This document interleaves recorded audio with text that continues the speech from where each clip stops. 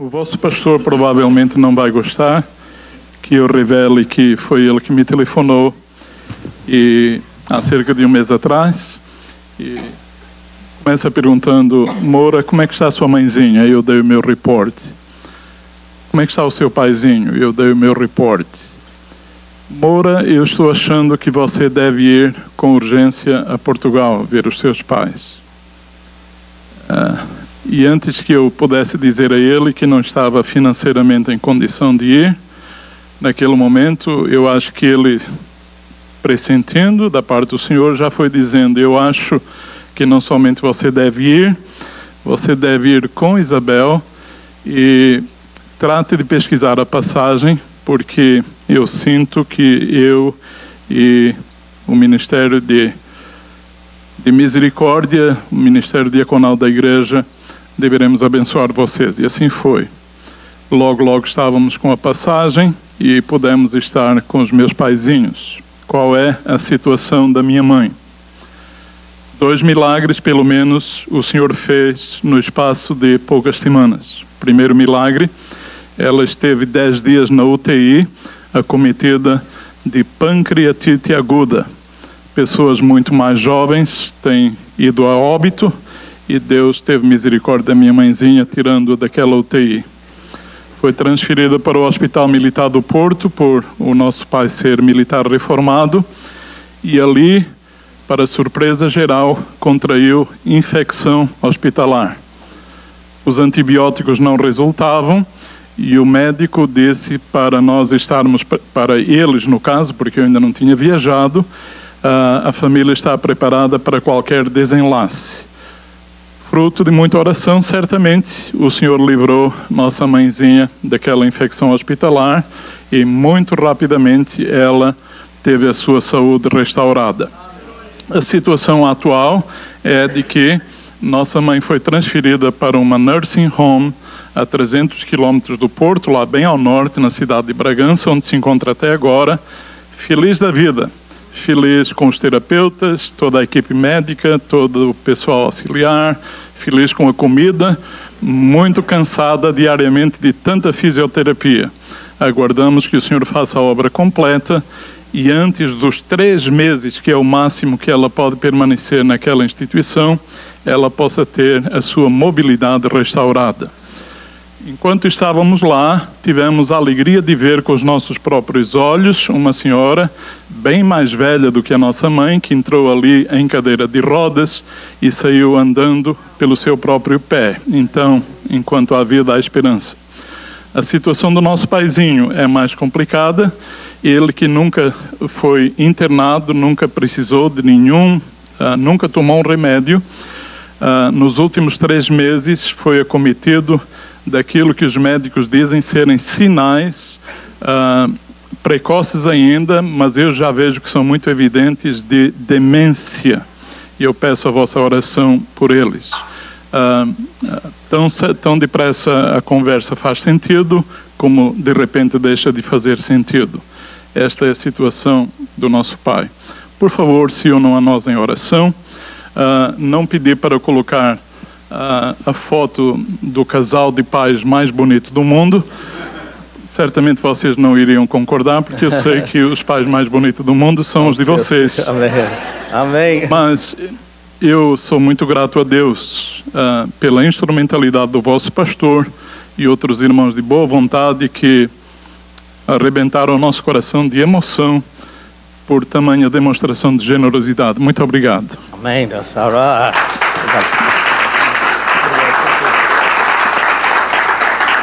Gediael, esse rapazinho aqui que parece um americano, ou parece aqueles catarinos da polícia do exército, lembra no Brasil? Não parece? Amém. Fale para nós.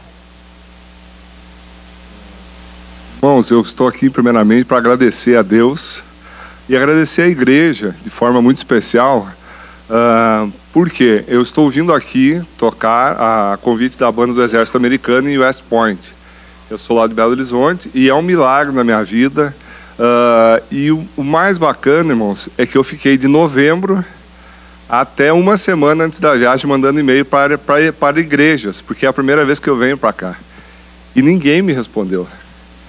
E Na última tentativa, eu entrei em contato com uma comunidade de igrejas de língua portuguesa, e eu quero agradecer também a irmã Esther e o Efraim também, que são as pessoas que me contataram, já criaram um grupo lá no WhatsApp, já me orientaram, e graças a Deus, e ao pastor Renato também, tem me cuidado aqui. Eu vim para cá, irmãos, por uma bênção, nem o idioma eu falo. Então vocês imaginam, mês de novembro eu recebi o convite para estar aqui em fevereiro. Não deu tempo de fazer muita coisa e eu também não tinha como recusar o convite de receber uma bênção. Então, muito obrigado à igreja, obrigado a todos. No próximo domingo eu creio que eu não vou estar aqui, que eu vou estar em outra igreja, agradecendo também, que tem um outro pastor, o pastor Ilson também está me ajudando muito. Então, muito obrigado, e eu acho que esse é o principal sentido de sermos igreja. Uma dificuldade de uma situação, a gente poder olhar para o lado e contatar alguém e alguém nos ajudar, nos abençoar. Obrigado. Amém.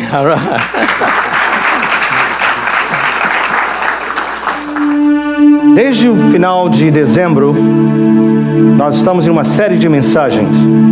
O tema, resoluções. Obviamente, nós usamos a ideia do novo ano. Novo dia, nova época, nova fase da nossa vida, resoluções que nós vamos fazer, que vão ser espirituais, vão nos ajudar a caminhar rapidamente. Quero estar mais perto de Deus, e explicamos, está envolvido nisso.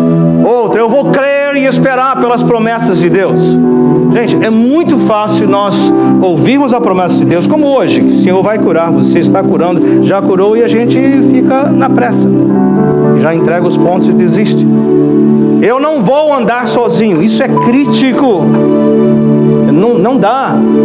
Recentemente, eu ouvi de uma pregação, nós vamos um dia, bem breve, usar isso aqui na igreja, de uma pessoa querida, falando que o pastor usou aquela palavra do paralítico, lembra que teve um paralítico e 4 amigos, a casa estava cheia, não entrava ninguém na casa, então os 4 amigos pegaram, fizeram um buraco no teto, puseram o moço numa maca e desceram bem onde estava Jesus. E aí Jesus cura aquele moço. Ele sai dali andando. Mas o ponto era 4 amigos que levaram a Jesus. Nós não podemos fazer o paralítico andar, mas nós podemos e devemos levar as pessoas a Jesus. Então a ideia é o seguinte: é assim que funciona esse ano. Eu não posso andar sozinho, eu preciso de você. Você precisa de mim. Em nome de Jesus. Outra resolução: eu vou cumprir a missão que Deus me confiou. Não há ninguém desocupado. Todo mundo aqui foi encarregado, confiado um propósito, e nós precisamos desempenhar isso. Eu vou lutar em oração por aqueles que Deus me deu. Gente, é muito triste quando pessoas queridas nossas ao nosso redor estão em dificuldades, vícios, problemas, situações, mas nós não podemos desistir, precisamos lutar. Então vem a parábola que dizia, que o indivíduo pedia: não corta ainda não corta a figueira ainda não, nesse ano eu vou afofar o chão, eu vou colocar fertilizante, e ela vai dar fruto no próximo ano. Então a ideia da intercessão, lutar por aqueles que Deus colocou ao nosso redor, pessoas queridas, familiares. Também eu vou andar na contramão deste mundo. À medida que você conhece mais a Jesus, conhece mais a Deus, sabe o que acontece? Você começa a ver que seus valores não estão em sintonia com o do mundo. O mundo vai aqui, você vai aqui. E isso precisa se tornar algo que é constante na nossa vida. Eu vou virar a página da história da minha vida. Por quê?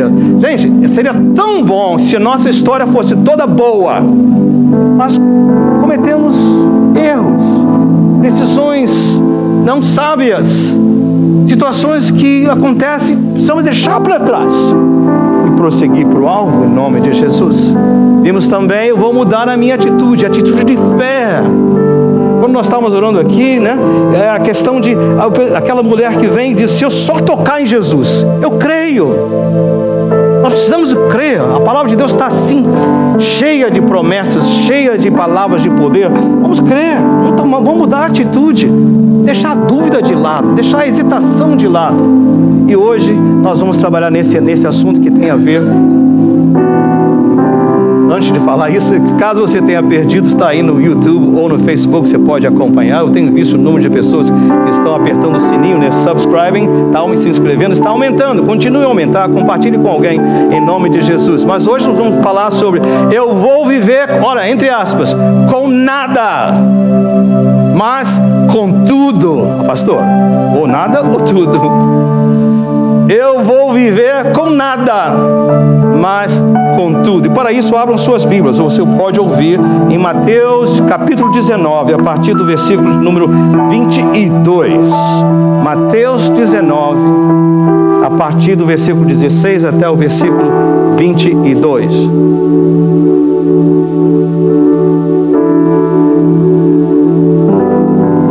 A minha versão lê assim: eis que alguém se aproximou de Jesus e lhe perguntou: mestre, que farei para ter a vida eterna? Respondeu-lhe Jesus: por que você me pergunta sobre o que é bom? Há somente um que é bom. Se você quer entrar na vida eterna, obedeça aos mandamentos. Quais? Perguntou ele. Jesus respondeu: não matarás, não adulterarás, não furtarás, não darás falso testemunho, honra teu pai e tua mãe, e amarás teu próximo como a ti mesmo. Disse-lhe o jovem: a tudo isso tenho obedecido, que me falta ainda?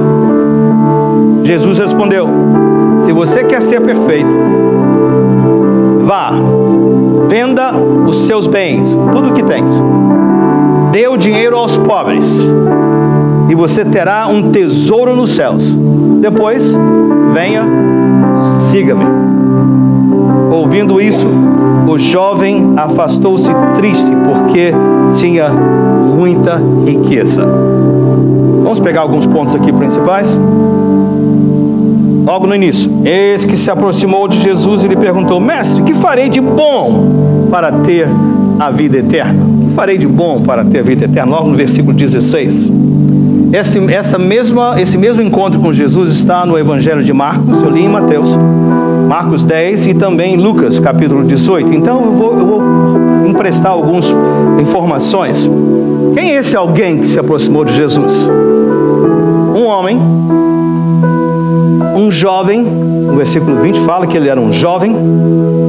Dependendo de se você está lendo Mateus, Marcos ou Lucas, fala assim: ele possuía muitas riquezas, muitas posses, e eu diria riquíssimo. Olha só, homem, jovem, muito rico. Ainda nesses evangelhos falam que ele era um homem de posição importante. Alguns falam que ele era um líder do governo, um membro da elite, membro da sociedade com poder. E também nós vimos pelo seu comportamento, por obedecer os mandamentos, que ele tinha excelência moral. Já pensou? E tudo isso, olha só, gente, isso ainda se não fosse já suficiente, o fato dele ser jovem, bem-sucedido, excelência moral, riquíssimo, humilde. Por que humilde? Ele teve a coragem de se aproximar de Jesus e disse o seguinte: olha, vou traduzir aqui para ele, né? Ele está dizendo: eu tenho tudo isso, mas algo me falta. Isso precisa de humildade.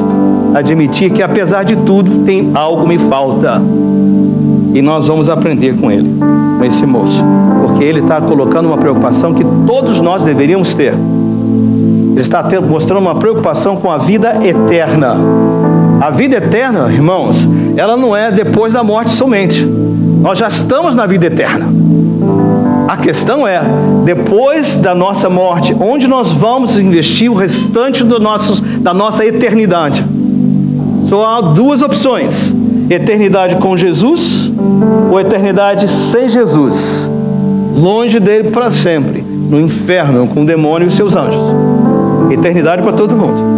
Então esse moço aqui está nos mostrando a preocupação dele com a vida eterna. Eu diria, agora e depois.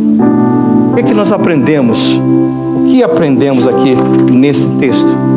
Algumas coisas, rapidamente, direto no ponto. O que nós aprendemos? Você tem a sua folha. A vida eterna não depende, é a palavra que está faltando aí, do que eu faço. Não depende do que eu faço. Possivelmente você já notou, no verso 16, 2 verbos de ação. Que farei de bom para ter? Fazer, ter. Ou seja, ele está mostrando que na mente dele, naquela época, eu diria hoje ainda, muitos de nós pensamos o seguinte: vida eterna depende do que eu faço e do que eu tenho. Comum. Mas o texto nos ensina que esse não é o caso. E ele vem aqui dizendo: o que me falta ainda? Ou seja, o que me falta fazer para ter? É bem possível que ele não fosse do tipo de pessoa que pensasse o seguinte: eu não vou ter vida eterna, ponto final. Mas ele não tinha certeza.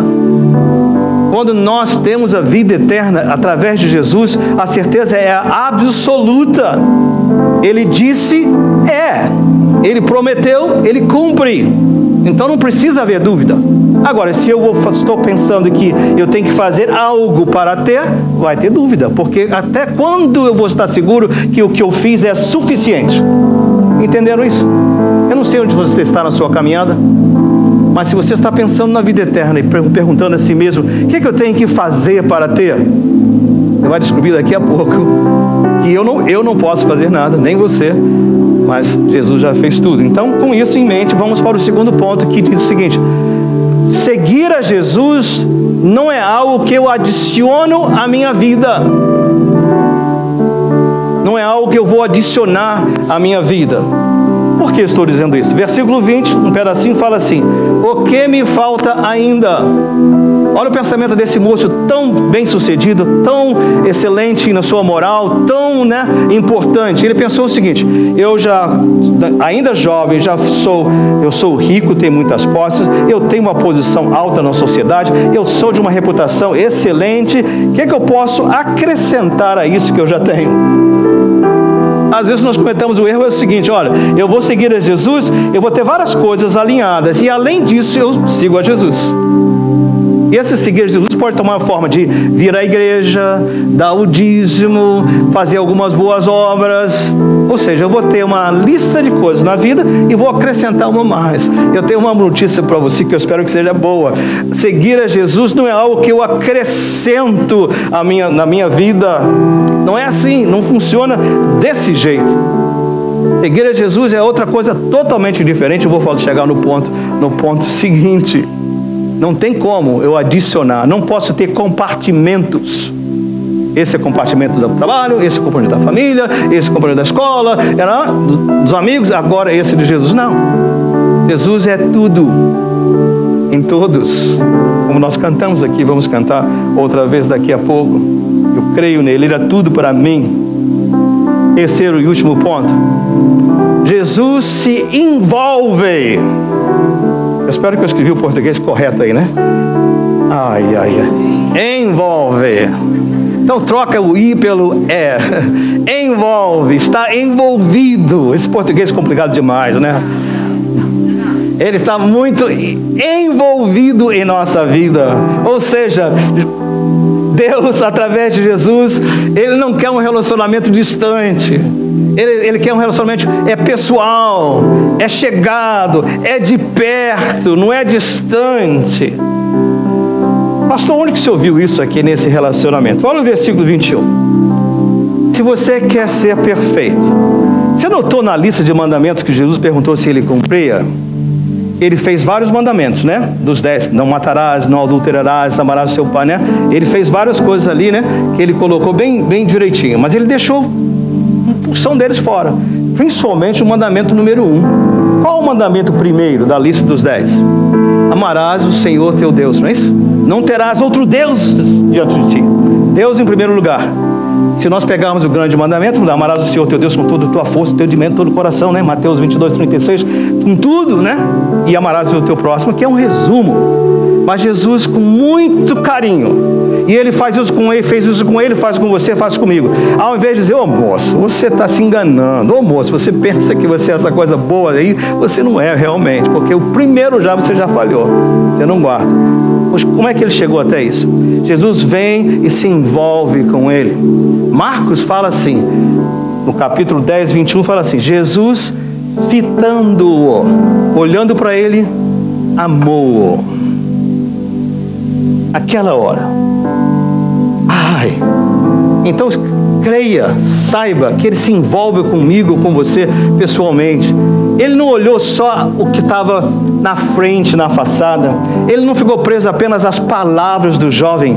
Ele foi lá dentro. Ele viu o coração. Ele viu alguém que tinha boas intenções, alguém que realmente desejava estar completo, mas que estava tão distante.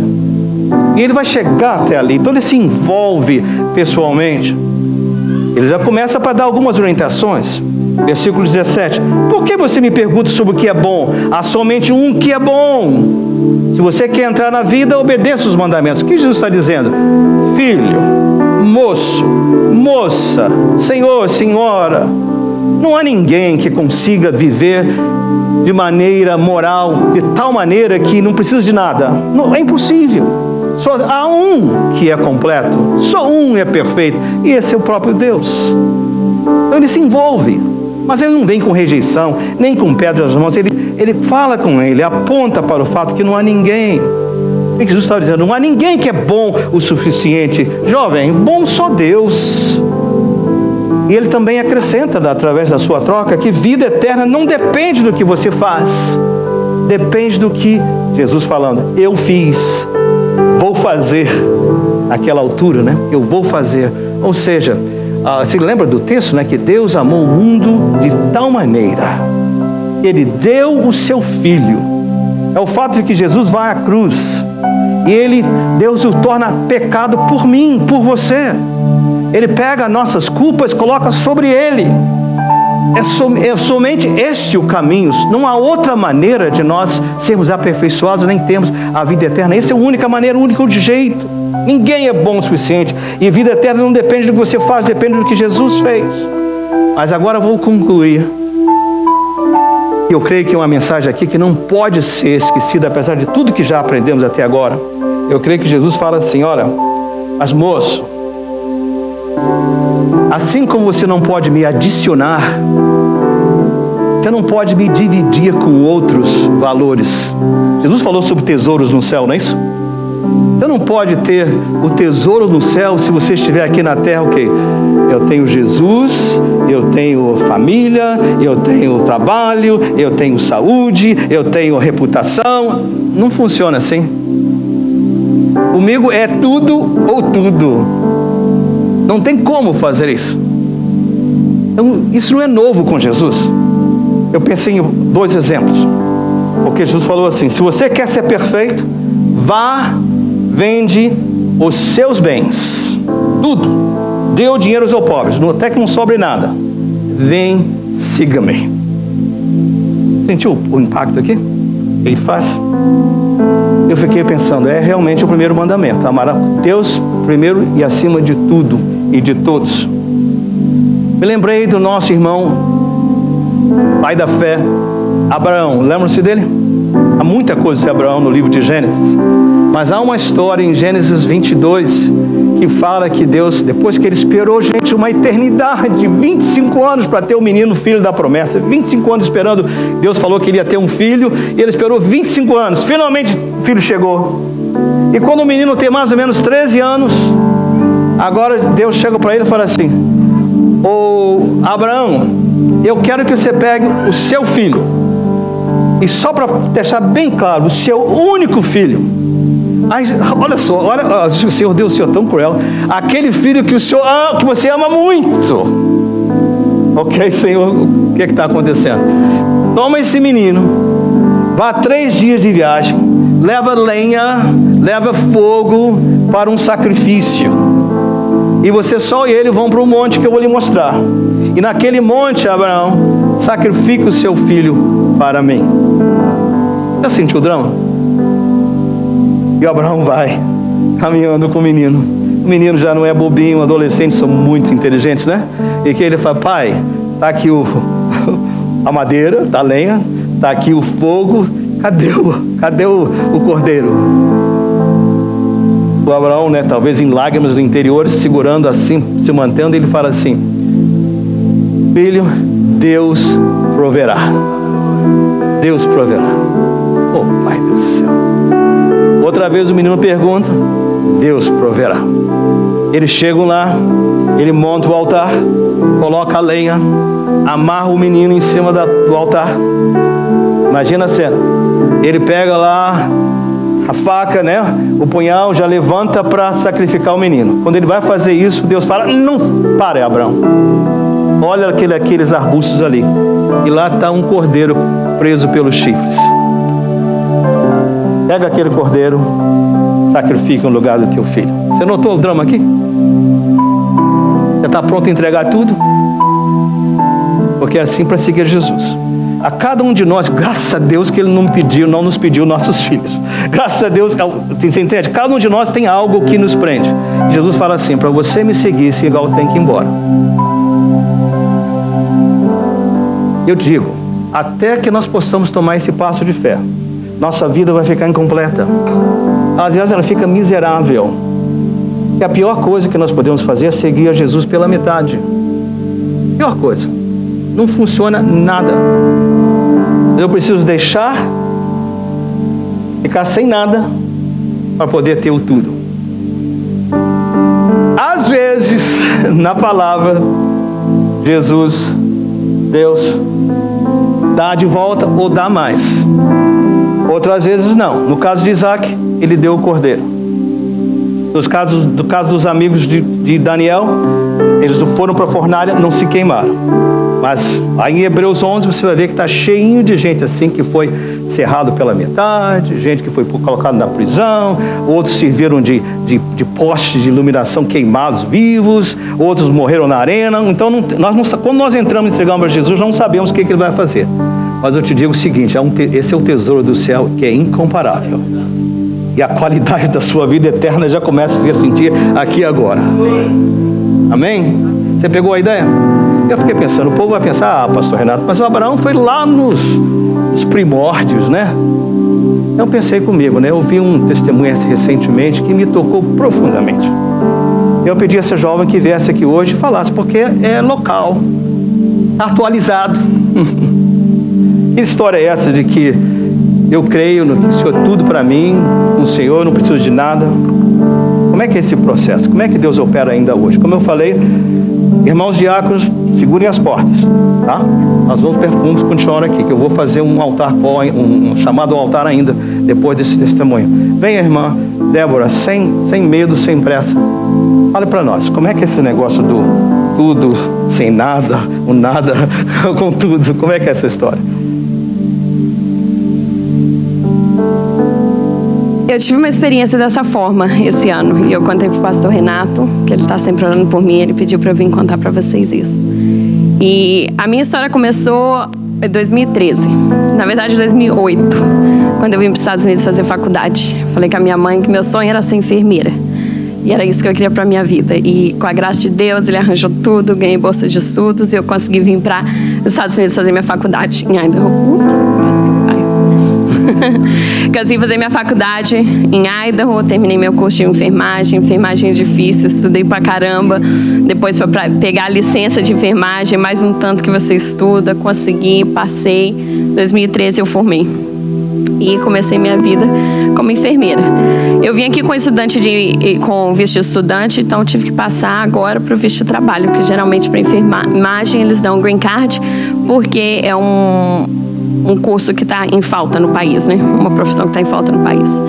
E eu comecei esse processo de fazer o processo e tal, precisava de um emprego, e Deus abriu um emprego para mim que falou: não, eu vou fazer isso para você. Nós vamos fazer todo o processo de imigração que você precisa e você vem trabalhar para a gente. Eu estava aqui em New Jersey naquela época e voltei para Idaho, que o lugar era lá, no nursing home. E comecei a trabalhar, um emprego maravilhoso. Eu estava trabalhando com idosos, que é o que eu gosto de fazer.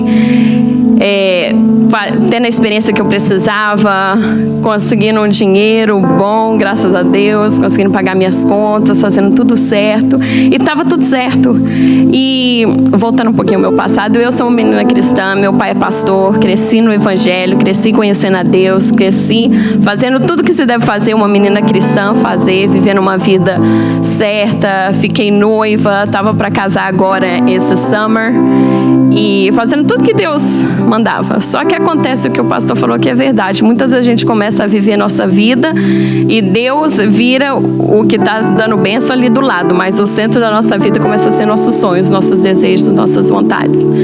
E de repente eu estava lá trabalhando ano passado e deu uma coisa que era para ser certeiro, deu um erro no meu processo de imigração. Parou, e por causa disso eu tive que parar de trabalhar imediatamente, porque não ia trabalhar ilegal na enfermagem. Tive que parar imediatamente. Eu falei para eles que eu não poderia trabalhar. Com isso, é claro, eu parei de receber meu salário. Estava em Idaho, meus pais aqui, sem salário, não podia me sustentar em Idaho, não podia pagar minhas contas. Falei com meu pai, não, filha, volta para casa, não tem problema. Voltei para casa, larguei tudo, meus amigos, minha profissão, minha licença, tudo em Idaho, vim para cá. Cheguei em casa, falei, nossa, eu não posso trabalhar. Vou fazer faxina com a minha mãe, que é o que muita gente faz. E comecei a fazer faxina, e aí no meio desse estresse todo, o noivado deu errado, a gente terminou. E nesse tempo eu comecei a orar, falei, Senhor, eu estava fazendo igualzinho esse jovem. O que mais falta? O que mais falta na minha vida? O que o Senhor quer de mim? Me mostra, me dá direção. Sabe quando você chega naquele ponto que você olha tudo em volta e parece que você não tem opção? E eu tentava aqui, fazia uma coisa e Deus fechava a porta. Eu falei, não, então vou cá. Tentava aqui alguma coisa, procurava, fechava a porta. Procurava ali, fechava a porta. Eu ainda estava com ameaça de ir para o Brasil, porque o visto parou e a imigração tá, não, agora você tem que voltar para o Brasil. A gente não, só se você achar um outro emprego que esteja disponível a querer fazer o processo tudo do zero, você não pode continuar naquela empresa. A não ser que a empresa queira fazer isso. Liguei para o hospital lá, falei, gente, essa é a minha situação, contei a situação. E o administrador do lugar falou, Débora, a gente ama muito você, mas nós somos pequenos, nós não temos condição financeira para poder pagar novamente todo o processo da imigração. Eu falei, pronto, acabou. Agora eu não vou achar. Eu comecei a orar, e é claro que quando essas coisas acontecem, a gente vai ficando para baixo. Eu fui ficando para baixo, fui ficando triste, fui ficando deprimida. E cada vez que eu orava, cada vez que eu buscava Deus, cada vez que eu perguntava, Deus, o que falta? O que eu preciso? Me mostra. Mais as portas iam se fechando, mais as portas. Eu finalmente falei, não, eu acho que eu preciso de um psicólogo. Preciso conversar com alguém. E eu encontrei um psicólogo aqui, ele é pastor evangélico, estou conversando com ele, batendo papo, já tinha umas 2, 3 sessões que a gente foi, e ele de repente sentou e falou assim, Débora, começamos a ler sobre Salmo 73 de Asaf, e fala que Asaf estava passando, nada dava certo para ele, tudo para os não crentes dava certo. Mas aí diz que ele de repente correu para a igreja, para a casa do Senhor, sentou e se deparou com o final deles. E para ele então entendeu que Deus era tudo, que aquilo era o suficiente para ele. E eu falando isso, o psicólogo olhou para mim e falou assim, Débora, e se Deus não der nada dos seus sonhos? De trabalhar como enfermeira aqui, de ter um trabalho, de ser bem-sucedida, de poder casar, de ter vida. Se Deus tirar tudo isso da sua vida, Ele vai ser o suficiente para vocês. E, gente, não tem coisa mais dolorosa do que quando Deus tira tudo aquilo que você sonhou. E eu parei, eu comecei a chorar. Acho que ele achou que era uma doida, porque eu parei, comecei a chorar, e eu não conseguia responder ele. E eu fui para casa, contei para meus pais, ninguém falou nada, porque pai é bênção nessa hora, deixa você descobrir as coisas sozinhos com Deus. E eu fiquei uma semana inteira chorando. E eu chorava, eu falei, mas só Deus, olha a minha cabeça. Só Deus, mas vai tirar tudo, você não vai deixar nada, só Deus. E eu não conseguia falar, e eu ao mesmo tempo que eu não conseguia falar, eu ficava com vergonha, porque eu ficava, gente, como que uma menina que cresceu no evangelho, que conhece Jesus, filha de pastor, não consegue falar para Deus? E eu não conseguia, e eu chorava, eu falava, não, mas só Deus é muito pouco, só Deus, só Deus. E eu fiquei a semana inteira assim. E no final da semana, eu estava orando, pensando nisso, e de repente, Deus tocou no meu coração e falou assim, não é só Deus. E quem planta os sonhos dos nossos corações é Ele. Quem dá os nossos desejos que a gente segue, claro, se a gente estiver dentro da palavra de Deus, é Ele. E no final eu pensei, gente, na verdade, Se eu perder todos os sonhos e me restar simplesmente Deus, isso é tudo para mim, porque eu sei que Ele vai tirar todos esses sonhos do meu coração, vão me dar novos. Ele vai me dar novas visões, novos pensamentos. Irmãos, eu falei isso e a porta ainda estava fechada, tá? Eu estava ali apertadinha, sem saber o que fazer, já falando para meus pais, minha data, março eu tenho que sair do país. Se eu não sair do país em março, eu vou estar aqui legal, não vai estar certo. E aí eu finalmente sentei e fui orar, estava igual doida lá em casa, orando alto. Eu falei, Senhor, se o Senhor quiser tirar, pode tirar tudo. Eu estou entregando a minha licença de enfermagem, eu estou entregando todo o meu curso, eu estou entregando todos os meus sonhos, eu estou entregando a minha vida no futuro, se o Senhor tiver casamento para mim, se o Senhor tiver filhos, tudo isso. No final, o Senhor é tudo para mim. Eu acredito, o Senhor é tudo para mim. Irmãos, não deu uma semana, os telefones lá em casa começaram a tocar. Gente querendo fazer entrevista de trabalho, abrindo portas, dando direção. Eu falei, Deus, então o meu testemunho é esse. Às vezes vale a pena, às vezes Deus faz essas coisas para a gente sair do raso, porque lá nas profundezas do mar é onde a gente vai ter experiências extraordinárias com Deus. Eu não sei o final, porque eu fui contratada no hospital aqui, numa área que eu nunca achei, eu não tinha os qualificativos que o hospital precisava, não tinha um qualificativo. Quando eu fui fazer minha entrevista, eu falei, eu tenho minha licença de enfermagem, tenho meu IMT, tenho muita boa vontade, o resto eu não tenho nada. E eles, de coração, se falam, não, a gente quer você, e nós vamos fazer o seu processo. Mas vale a pena a gente experimentar essas coisas profundas de Deus, quando a gente deixa tudo que a gente tem, tudo que a gente sabe para seguir Ele.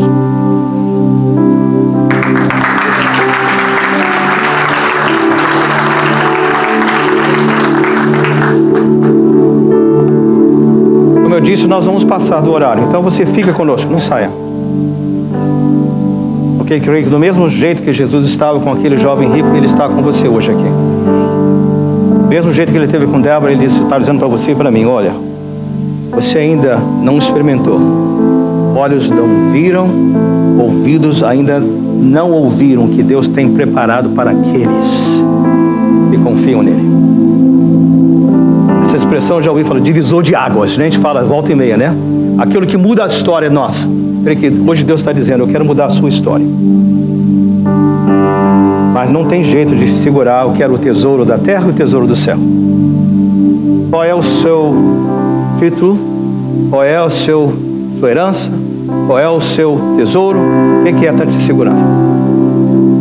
Que está impedindo que você possa experimentar tudo de Jesus? O que está impedindo você de fazer a resolução de que eu vou viver com nada, mas com tudo? Entendeu isso?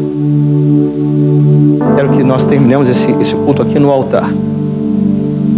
Nós vamos fazer uma transição de oração, de louvor para o próximo culto em inglês. Não temam. Temos aqui a tarde inteira.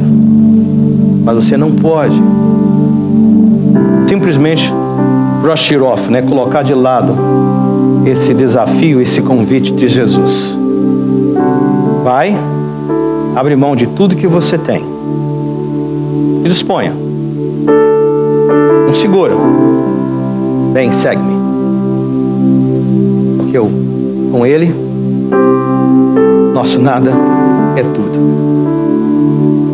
Pai querido, eu quero pedir aqui nessa manhã, quase já é tarde já, Senhor, que Pai, essa Pai, quebra de cadeias, Senhor, quebra de correntes, ó Pai, em nome de Jesus. Toca profundamente em vidas aqui nessa manhã, Senhor, em nome do Senhor Jesus. Meu Pai, que eles, cadeias e empecilhos e questões da mente, o que seja que esteja impedindo esse passo de fé, eu os repreendo agora em nome de Jesus. E o caminho do altar, o caminho ao Senhor está aberto, em nome do Senhor Jesus.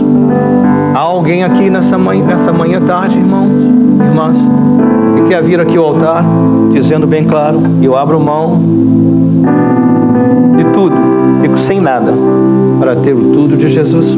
Se é alguém, vem aqui ao altar, aqui, rapidamente, você vem aqui. Fica aqui no altar, vai falando lá com o Senhor. Fala para Ele qual é o seu.